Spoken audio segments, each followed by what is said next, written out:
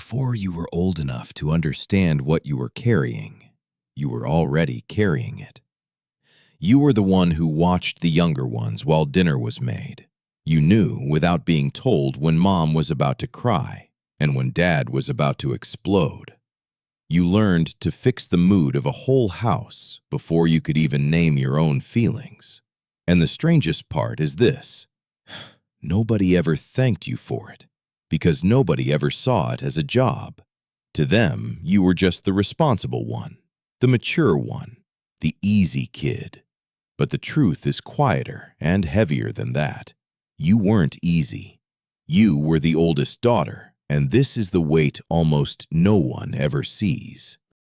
Let's be honest about the term first. Eldest daughter syndrome isn't a formal diagnosis in a medical textbook. It started as a phrase people traded online. It named something millions of women had felt, but never had words for. But here's what makes it more than a meme. The science is starting to catch up.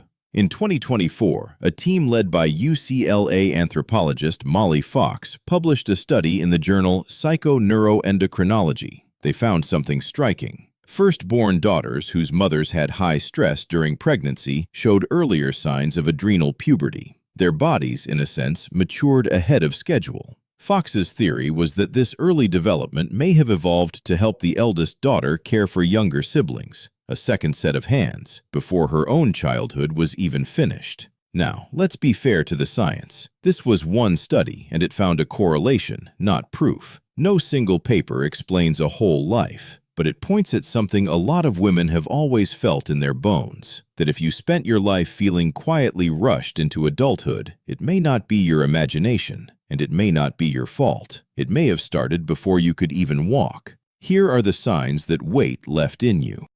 The first sign is that you were never just a child in your family.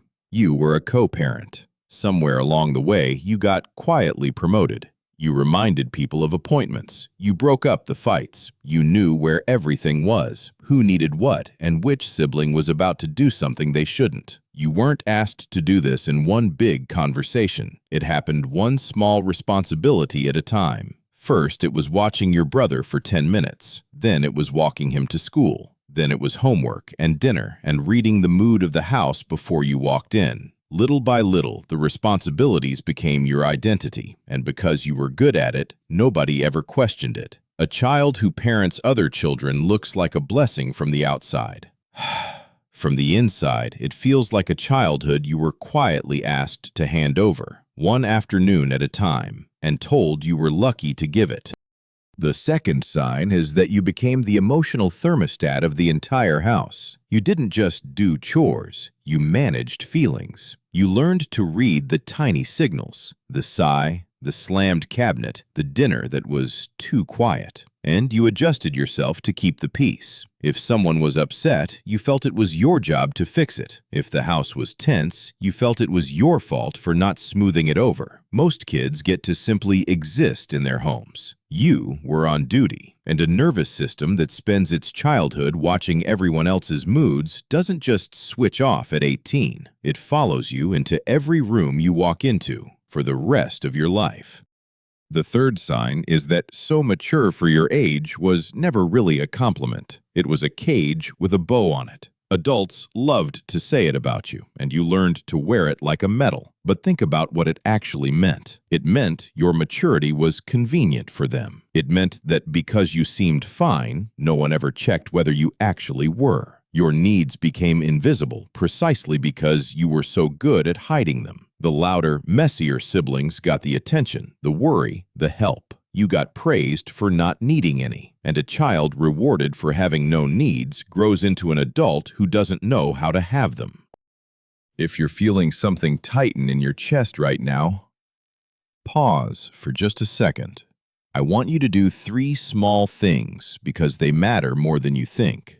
First, tap the like button. It sounds tiny, but it pushes this video to another oldest daughter who thinks she's the only one who feels this way. Second, share this with your sister or a friend who was the oldest daughter. Some things are easier to understand when someone else says them out loud first. And third, tell me in the comments, how old were you when you first became the responsible one? Just the number if that's all you can say. You will not be the only one. Okay, let's keep going because the next signs go deeper. And here's something worth stepping back for, because it's bigger than your family. This was never just about you. According to a UNICEF report, girls between 5 and 14 spend about 40% more time on unpaid housework and care than boys their age. That adds up to roughly 160 million more hours every single day around the world. So if it felt like you were handed more than your brothers were, you probably were. It was never in your head. It was a pattern far older and wider than one home. The fourth sign is that rest and joy still feel like things you have to earn. A quiet afternoon doesn't feel like a gift. It feels suspicious. Somewhere inside, a voice asks what you're forgetting, who you're neglecting, what you should be doing instead. You struggle to relax until every task is done, and the list is never actually done. Fun feels almost irresponsible, like a luxury for people who don't have your responsibilities. This is what happens when your worth gets tied to your usefulness before you're 10 years old. You stop being able to feel that you're allowed to simply be. The fifth sign is that you are the default. In your family, in your friend group, at work, you're the one everyone assumes will handle it. And the painful thing is, they're not wrong, because you always do. When something falls apart, all eyes turn to you, not because you volunteered, but because everyone learned a long time ago that you would step in. The family group chat goes quiet until you answer it. The plans don't get made until you make them. The hard phone call gets left for you. You've become so reliable that your reliability is now completely invisible. People stop saying thank you the way you stop thanking a light for turning on. It just does. You just do. And underneath the competence, a quiet, tired part of you keeps wondering the same thing. What would happen if, just once, you didn't? Would anyone catch it, or would it just fall? The sixth sign is that you give beautifully and receive terribly. You're generous, attentive, the first to show up when someone is struggling. You remember the birthdays and the hard anniversaries, but let someone try to care for you and watch what happens. You tense up, you deflect, you insist you're fine before they even finish the offer. When a friend asks how you're really doing, you turn the question back on them within a sentence. Being on the receiving end feels almost guilty, like you're taking something you didn't earn. And so you often end up as the strong one, the fixer, the steady shoulder, drawn again and again to people who need you, because being needed is the version of love you understand best. Being simply wanted, with nothing asked of you in return, can feel strange, exposing, even undeserved, as if love that easy could not possibly be meant for you. The seventh sign is the heaviest and the hardest to admit out loud. Underneath all of it, you carry a quiet resentment, and then you feel guilty for the resentment. You love your family. You know your parents may have been doing their best, that they were tired or struggling or repeating what was done to them, but there is a part of you that is tired too, tired of always being the strong one, tired of being the one who understands, who adjusts, who holds it together, and the moment that tiredness turns into anything like anger, the guilt rushes in to shut it down, so you swallow it again, the way you always have. That double weight, the resentment and the guilt about the resentment, is one of the loneliest things an oldest daughter carries. So here is what I most need you to understand. None of it meant something was wrong with you. It meant you were a child who loved your family deeply, so you tried to hold the whole thing up with your own small hands. The maturity was real. The competence is real. The strength is genuinely, powerfully yours. But it was also a role you were handed before you had any say in it. And a role you were assigned is a role you are allowed to put down. You do not have to be the second mother in every room for the rest of your life. That job was never actually yours. Healing this doesn't mean becoming irresponsible or cold. It means slowly learning 4 words you were never allowed to say. That's not mine to carry. Keep them close, like a small tool in your pocket, the 4 words that hand the weight back to where it actually belongs. It means letting a silence stay a little awkward, instead of rushing to fix it.